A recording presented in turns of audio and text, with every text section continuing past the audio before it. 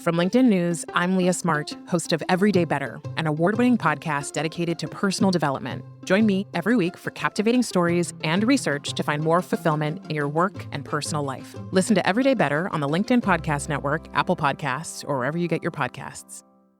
Did you know that small and medium businesses make up 98% of the global economy, but most B2B marketers still treat them as a one-size-fits-all? LinkedIn's Meet the SMB report reveals why that's a missed opportunity and how you can reach these fast-moving decision makers effectively. Learn more at linkedin.com/meet-the-SMB. Hello, my friend, and welcome to another exciting episode of Negotiate Anything. Thanks for joining us today.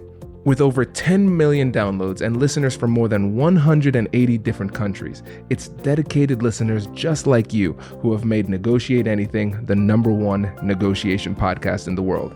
I'm your host, Kwame Christian. I'm a business lawyer, mediator, author, and the proud CEO of the American Negotiation Institute.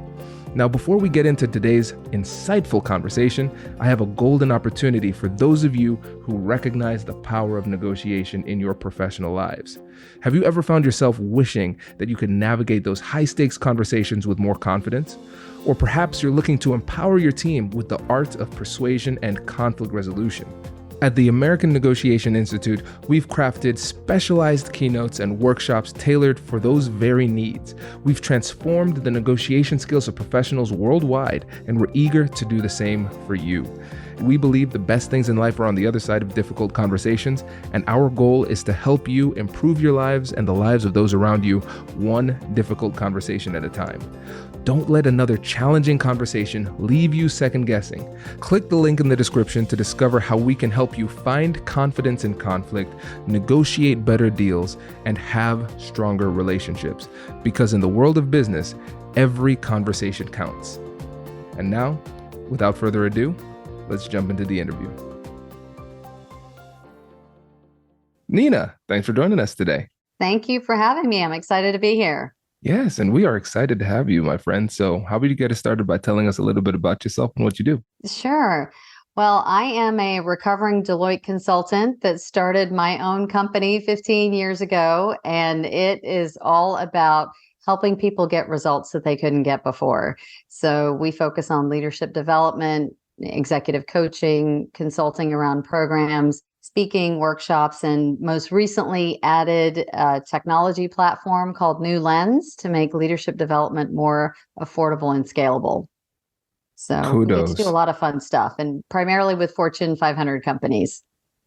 Incredible. And kudos on the app. There are a lot of people who say they want to build an app, and there are fewer people who actually go through and do it. So kudos to you.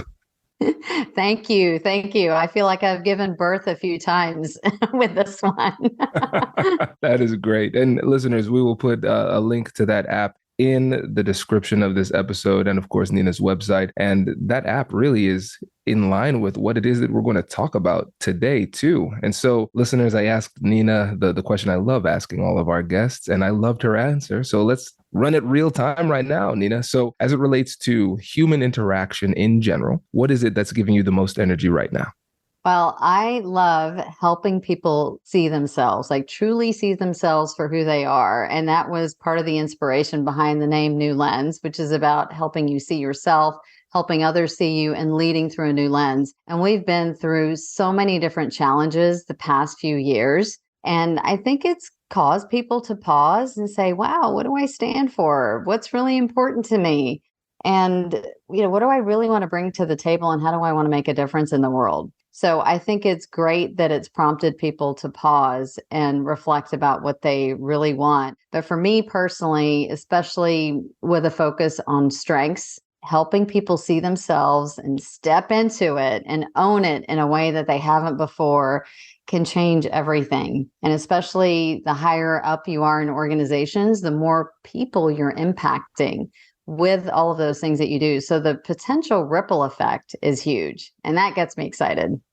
Yes, let's dig into this. And I think sometimes when it comes to addressing some of these more inner challenges that we have, I think it's helpful to paint a picture that's really clear for the audience in terms of what happens if we don't have these internal negotiations. What happens if we don't look within ourselves and step into our power and lean into our strengths as we try to authentically communicate with people. So can you kind of paint that picture for the audience to give them an idea of what's really at stake? Sure. Yeah. So, and there are two different ways I'm going to talk about this. One is just day to day, what happens, and then what does that add up to over the longer haul? So day to day, that could mean things like you participating in a meeting or being in a conversation and not being willing to share some of your ideas and things that could have really made a difference. So whether you're challenging someone around what they're thinking, or whether it's an opportunity to broaden a perspective or consider some other factors because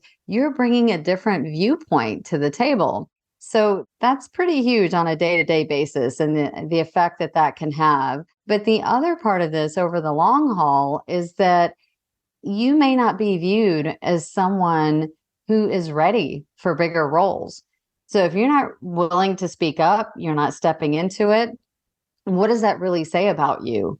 And especially, earlier in our careers, it feels like more of a permission-based interaction. You think about your level a lot more and should I really be speaking up based on who's in the room? But the higher up you go, the expectation is regardless of what the titles are of the people in the room, you need to wear your business leader hat and step out of your role and contribute in areas that aren't your areas of expertise because you're supposed to be thinking about the organization holistically, right? So it really does shift over time, but it can make a big, big difference in terms of how people think of your readiness and preparedness for taking on bigger responsibilities and leading the organization. Oh, this is so good. And so listeners, you can see why we're starting here, right? Because let's think about the day-to-day perspective versus the long term. It starts off by not sharing your ideas. And then in the long term, it turns into a perception that you're not ready for leadership. And when we think about negotiation, oftentimes we focus too much on the negotiation strategies and tactics and not enough on what's holding us back from putting those strategies and tactics into place. And so we're recognizing if we can't really identify who we are, what we stand for, and then step into that strength, then we don't even put ourselves in a position to negotiate. So the skills don't even matter because you're not having the conversations. This is great. And there's so many different ways we can go about this. Can you speak to the reality of the benefit and the empowering nature of accepting our contribution to the perspectives others may have of us?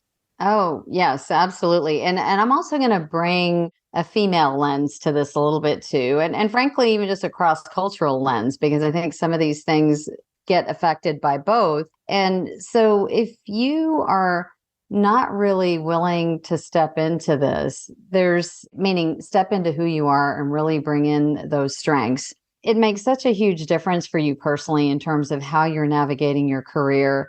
But also, I think just you could be offered a position, right? Offered a promotion, but you're still in there trying to earn the right to be in the seats when you're already in the seats. And I can't tell you how many times I have coached women and others as well, but it comes up more often with women just saying, you already have the title. You already have the role. You are not in a place where you need to demonstrate that it was the right decision for them. They've made it already. Don't make them make the decision on a daily basis, right? Again and again. So, if you're not acknowledging what you bring to the table and you're looking at, well, here's where the gaps are, and that's where your focus is, it's really tough to tap into those things that you bring. So one of the things that I ask people to do is to make a list of all of the ways they're uniquely qualified to do the role that they're in. And it needs to be a comprehensive list. And what I mean by that is don't be such a tough customer that you're not willing to put very many things on the list. Small things matter a lot, as well as big things. So just keep adding more and more, right? So sit there and do this exercise. And I will tell you, it is such a powerful tool because when you're in those moments of doubt and going, oh my gosh, can I do this? Am I qualified? You pull that list out. pull it out and take a look at it and go, oh yeah, baby, I can do this, right? I can do this. And these are all the reasons why I can. And handwriting it is even more powerful because it engages your brain differently. So this is not a silly exercise. It's actually a very powerful exercise. And it's not an egotistical exercise either. This is a way to show you what you bring to the table. And then from there, it's up to you how you want to use it. This is great because essentially what we're doing is we're providing evidence for ourselves to substantiate our confidence. And I love the fact that you talked about how we often focus on what we don't have and not focus enough on what we do have. And if we're coming in focusing on where we are lacking, other people can sense that. And then it will lead them to kind of focus on that as well. And so we're seeing how what is happening on the inside radiates to the outside and can create these perceptions that hold us back from opportunities that we truly deserve. This is incredibly powerful. And when you think about the people that you work with, what is it that holds them back the most from taking these steps? Well, some of it is that negative self-talk. What are those things that they keep saying to themselves when things are tough and when they're challenging? And how much are they attributing those challenges to what they're personally doing versus being able to see it more broadly? What's the situation? What's the circumstances? What are the power dynamics? You have to broaden the aperture, or it gets really easy to be the center of your own universe and all these things are happening because of me. Well, no, if you really pause and look at it more broadly, you'll see there are a lot of other factors at play. So being able to show yourself the confirming evidence and the disconfirming evidence is important to get that balanced view. So I think that's the important starting point.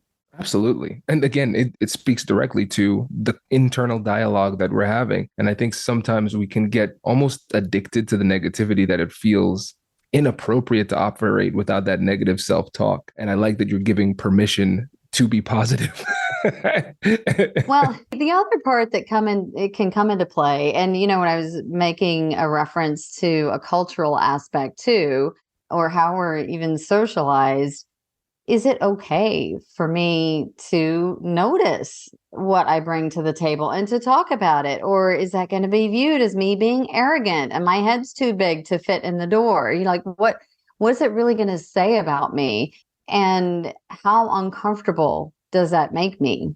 So that's something that I see as a barrier very frequently, where people are worried about how they're going to be viewed and what does this mean? And one of the things I say to them, this is like an easy fix for something like that. Let's say you had a huge win, like something that was a great accomplishment, and maybe it wasn't just you, maybe it was the whole team. But when you share big accomplishments with people from a place of enthusiasm, like, I don't know anyone who's going to say, oh my gosh, your head's so big. Like, how could you be, talking about yourself or thinking about yourself this way? Usually they're just as pumped for you, going, oh my gosh, I'm so happy for you. Congratulations. This is so cool. Tell me more. So being able to allow yourself to tap into that joy, that enthusiasm, that excitement, like, what is it that's behind this that is making you so excited?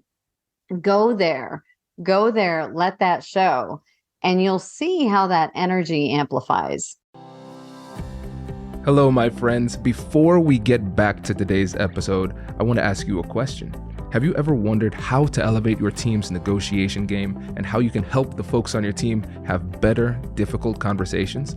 At the American Negotiation Institute, we offer transformative keynotes and workshops tailored to empower professionals with top-tier negotiation and conflict resolution skills. Whether it's a keynote for your next event or hands-on training for your team, we've got you covered. Don't just negotiate. Master the art with the American Negotiation Institute. Click the link in the description to find out more. Elevate, negotiate, and succeed. Small and medium businesses don't have time to waste, and neither do marketers trying to reach them. On LinkedIn, more SMB decision makers are actively looking for new solutions to help them grow, whether it's software or financial services. Our Meet the SMB report breaks down how these businesses buy and what really influences their choices. Learn more at linkedin.com/meet-the-SMB That's linkedin.com/meet-the-SMB. This is really great. I like that too, because it shows people are usually not turned off by like positive passion.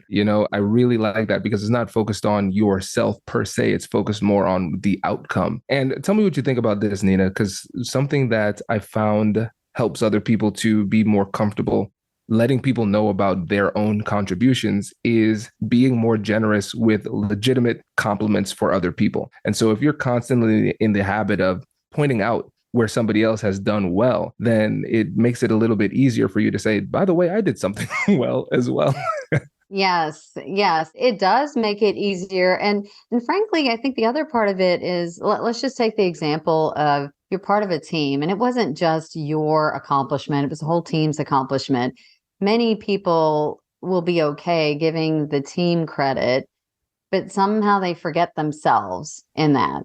And so part of what I tell them to do is think about their role as well as each individual's role in that overall outcome. So you can absolutely say, oh my gosh, it was a team effort. And, let's say John played this role, Susan played this role, and this is what I did.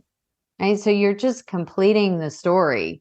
So part of it is recognizing what's your level of discomfort around sharing these kinds of things, and then using that to help you figure out, okay, what's a way that I can just stretch myself just a little bit further to say some things. We also know those people who are, what I call praise deflectors. So I do this session on tastefully tooting your own horn.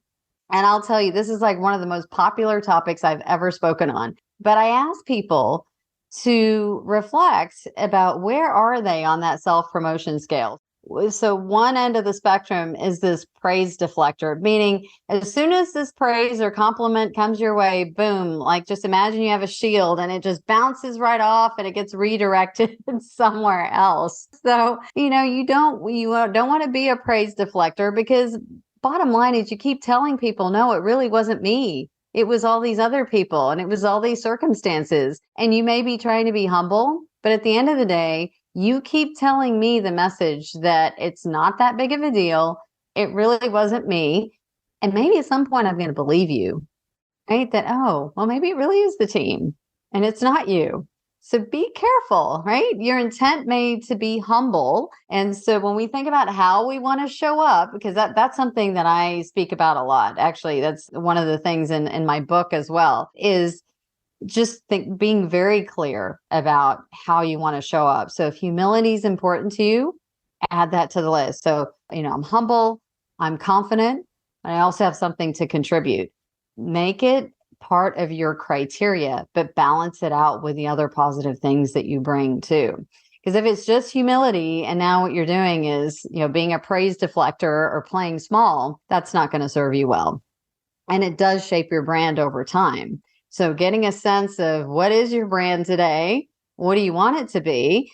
And how do you continue to evolve it from a place of authenticity, right? So again, seeing yourself and being able to step into it a bit more. I feel like there are thousands of people all around the world who feel like personally attacked by that, Neena, because I'm one of them. I'm saying, oh my gosh, I do the exact same thing. And you're so right. You're so right. Because again, let's think about how fundamental this is to setting yourself up effectively for the negotiation. It's going to be hard for you to be effective in a negotiation if for the past few months or few years you have been telling people that you're not that special when they have been trying to tell you that you are special. And let me frame this from a personal perspective. This is by no means a global thing, but I recognize that after spending some time introspection, thinking through it, what I was calling humility was really insecurity. I was afraid of the spotlight. I didn't feel comfortable with the praise. And so I would just try to get it off as quickly as possible and get the attention to somebody else. But I recognized I was missing out on opportunities. And so when I started to think about it through the people that I could help by simply accurately conveying how I could help people, and when I focused on them more so than myself, it allowed me to, like you say, toot your own horn in a way that isn't braggadocious or off-putting. Yes, I couldn't agree with you more. And I'm really glad that you brought that up, because one of the ways that I get people to move past this is to think about what they're about to share how can they make it relevant to others, relevant and useful? So this isn't just about you, it's how do you want to be of service? And frankly, when people know what your strengths are and they understand those strengths, now they can start tapping into them. They can start pulling you into things that play to your strengths. And that is a win-win, right? That's something that's fun for you. And that's also something that's really valuable for them. So, again, you can step into it and own it a lot more if there's more clarity for others about what you bring to the table. Powerful.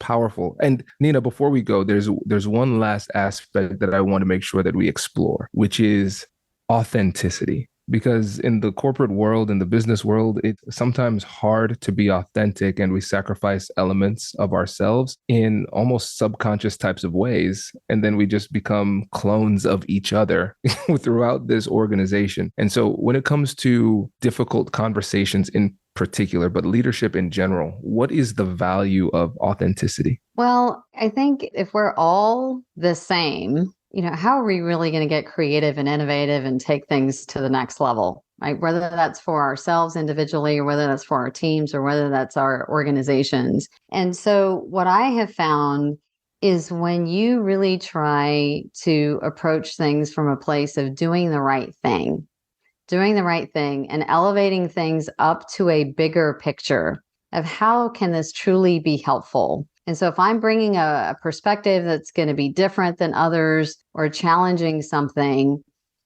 it's in service of doing the right thing. So maybe we have this common ground, which is we all want to do the right thing for the company, for the customer, for the team. Like, elevate your conversation up to the level of us having common ground. And now we're on the same team working towards this, and you get to bring your own perspective to it, right? But you put yourself on the same team. I'm not negotiating against you. It's not your idea versus my idea. This is our thing that we're trying to accomplish together. And so let me tell you what my thoughts are around this and how this can really help. And I know you really want this to work too, right? It changes everything, gets you out of those really tough conversations that can be contentious, especially when there are power differences between the people that are in the room. But if you are the defender of doing what's right or focusing on goals that are common goals, it changes everything. It really, really does. I can't tell you how often I coach on this specific thing. And when you reframe it that way, it changes everything. I feel like we could have a whole separate podcast and a book on this last point. This is exceptional because, first of all, I like coming to that conversation with a general goal that everybody can get in line with. If you say, hey, my goal is to do the right thing. If somebody says, you know what, Neena, I like to do the wrong thing sometimes. Hey, you're probably in the wrong place, right? So I think aligning on, hey, our goals are to do the right thing, and we have XYZ common goals, maybe a specific mission for this conversation. And then by starting off the conversation with that positive momentum, it gives everybody a little bit more license to be themselves because we can operate with the benefit of the doubt. Yeah, I don't agree with what so-and-so said, but I do believe that we're moving in the right direction. We're trying to play for the same team and accomplish the same goals. And then just that spirit of collaboration permeates throughout the conversation and helps people to feel more comfortable being themselves and sharing what matters to them. Yes, definitely. And also, like, in situations where you really do wonder, is this person about doing the right thing? And you're kind of in this funky place. And that's where I was saying, if you can elevate it to the level of, I know they at least want to do this positive thing. Right? You got to get your own head around that, because if you go into it really thinking that, no, they're just all about their own agenda and all of that, that can derail you in the conversation. So sometimes when you put that positive intention, hey, I know you care about what happens in this company. I know you care about the team. I know you care about the customer, whatever it is. And even if their behavior didn't really indicate that they did, all of a sudden, now they have to. Yes. Because who's going to now start acting like they don't care about the team or the company and they're more important? It's a, you can't really step out of that situation when someone has labeled you with some positive intentions that are really powerful intentions. Absolutely. Oh, that's good. I love it. And Neena, I really appreciate this. This has been a masterclass. And before you go, remind the listeners again about your company, how they can work with you, and the book and the app. Oh, thank you. Yes. So my company is Newberry Solutions, and the web address is newberrysolutions.com. The app that we have is called New Lens, and it's about making leadership development more affordable and scalable. And we are super excited because I'm on a personal mission to democratize access to leadership development. I don't want budgets to get in the way. And we have a track record of over 75% of our clients getting promoted after their work with us. And so this is about packaging it and making it more accessible by leveraging technology in the overall process. So, and my book is called Show Up, Step Out. And it's also in the spirit of micro learning and getting you to take action very quickly. So I am big on that. If you hadn't noticed that in this conversation so far, but the app is that way, the book is that way. So pick up a chapter, and it's 2 or 3 pages, but it's all about helping you gain insight and take action. You don't have to read it cover to cover. Go topic by topic that resonates. Love it. Neena, thank you so much for sharing with us today. Really appreciate it. Thank you. This has been so much fun for me. Likewise.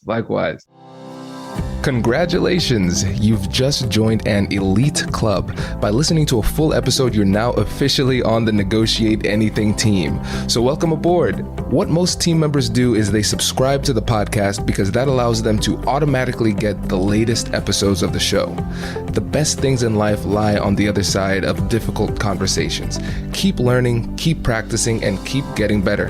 Your relationships will improve, your career will soar, and you'll have the confidence you need to get the most out of these crucial conversations. Again, thank you for joining the team. We're excited to have you, and I will see you in the next episode. I'll catch you later.